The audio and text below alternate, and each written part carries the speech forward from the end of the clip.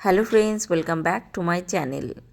রাজ্য সরকারি কর্মচারীদের কাছে বিশাল বড় ঘোষণা হয়ে গেল সপ্তম বেতন কমিশন নিয়ে।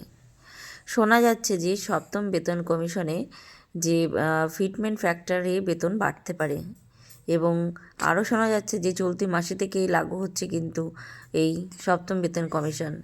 কিন্তু সেটা কার্যে রূপান্তরিত হতে যদি একটু সময় লাগে, তো এইটুকু ধারণা করা যাচ্ছে যে তাহলে কিন্তু এরিয়ার কিন্তু সরকার দিতে পারে।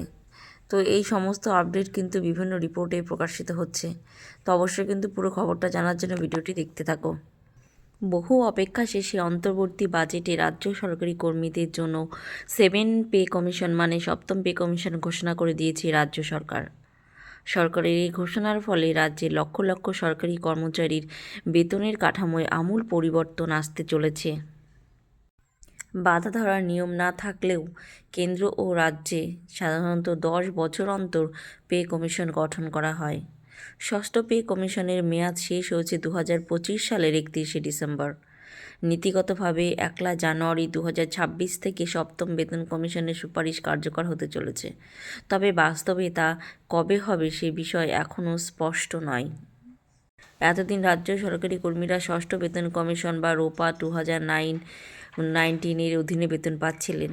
এবার কেন্দ্রীয় সরকারি কর্মীদের অষ্টম বেতন কমিশনের সাথে সামঞ্জস্য রাখতেই এই নতুন কমিশনের ঘোষণা করা হলো বলে মত বিশেষজ্ঞ মহলের। বলে রাখা ভালো, ফিটমেন্ট ফ্যাক্টর নিয়ে সরকারি তরফে কোনো আপডেট নেই, কিন্তু যদি এই হারে বেতন সংশোধন করা হয় তবে কর্মচারীদের পকেট ফুলে ফেঁপে উঠতে চলেছে। মনে করা হচ্ছে নতুন ফিটমেন্ট ফ্যাক্টর কার্যকর হলে মূল বেতন প্রায় 3 গুণ পর্যন্ত বাড়তে পারে।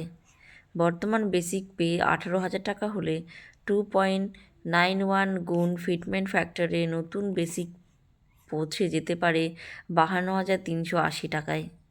যদি তা 3.15 গুণ ধরা হয় তাহলে নতুন বেসিক পে হতে পারে 56,700 টাকা।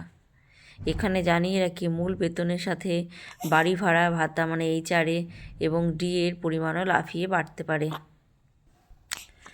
বাজেটে কমিশন গঠনের সদিচ্ছা প্রকাশ করা হয়েছে ঠিকই, তবে এরপর লম্বা প্রক্রিয়া রয়েছে।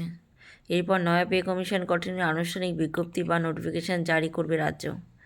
এরপর ঘোষণা করা হবে কমিশনের চেয়ারম্যান এবং অন্যান্য সদস্যদের নাম। সেই কমিটি নির্দিষ্ট সময়সীমার মধ্যে তাদের সুপারিশ বা রিপোর্ট অর্থ দপ্তরে পেশ করবে। এরপর অর্থ দপ্তর সবুজ সংকেত দিলেই এরপরই নতুন বেতন কমিশন কাঠামো বলবৎ হবে সরকারি কর্মীদের। বন্ধুরা, ভিডিওটি ভালো লাগলে অবশ্যই সাবস্ক্রাইব করে বেল নোটিফিকেশান অন করে দিও। দেখা হচ্ছে নেক্সট কোনো ভিডিওতে। টিল দেন সবাই ভালো থেকো, সুস্থ থেকো। Thanks for watching.